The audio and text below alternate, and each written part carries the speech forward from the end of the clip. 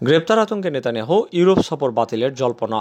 গাজা উপত্যকায় সংঘটিত যুদ্ধ অপরাধের অভিযোগে আন্তর্জাতিক অপরাধ আদালতের সম্ভাব্য গ্রেপ্তারি পরোয়ানা নিয়ে শঙ্কিত ইসরায়েলি প্রধানমন্ত্রী বেনিয়ামিন নেতানিয়াহু। এ কারণে তিনি চলতি মাসে মার্কিন যুক্তরাষ্ট্রে যাওয়ার পথে ইউরোপে যাত্রাবিরতি এড়ানোর কথা বিবেচনা করছেন। 10 জুলাই ইসরায়েলি গণমাধ্যম এই তথ্য দিয়েছে। চলতি মাসে মার্কিন যুক্তরাষ্ট্র সফরে যাবেন নেতানিয়াহু, কারণ 24 জুলাই মার্কিন কংগ্রেসের সামনে বক্তৃতা দেবেন তিনি।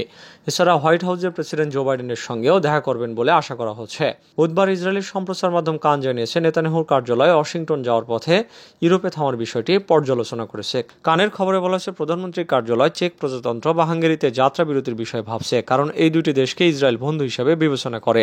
দেশ দুটি আইসিসির গ্রেপ্তারের অনুরোধকে অগ্রহণযোগ্য বলে অভিহিত করেছে। কান উল্লেখ করেছে, নেতানিয়াহু কার্যালয় শেষ পর্যন্ত সীমিত সংখ্যক যাত্রী নিয়ে সরাসরি ফ্লাইটে ওয়াশিংটনে যাওয়ার সিদ্ধান্ত নিয়েছেন। মার্কিন যুক্তরাষ্ট্র আইসিসির সদস্য না হলেও আন্তর্জাতিক গ্রেপ্তারি পরোয়ানা থাকা সত্ত্বেও নেতানিয়াহুকে গ্রহণ করলে তার সমালোচনার মুখে পড়তে পারে। অবশ্যই ইসরায়েলও এই আদালতের সদস্য নয়, তবে ফিলিস্তিন 2015 সালে আইসিসির সদস্য হয়।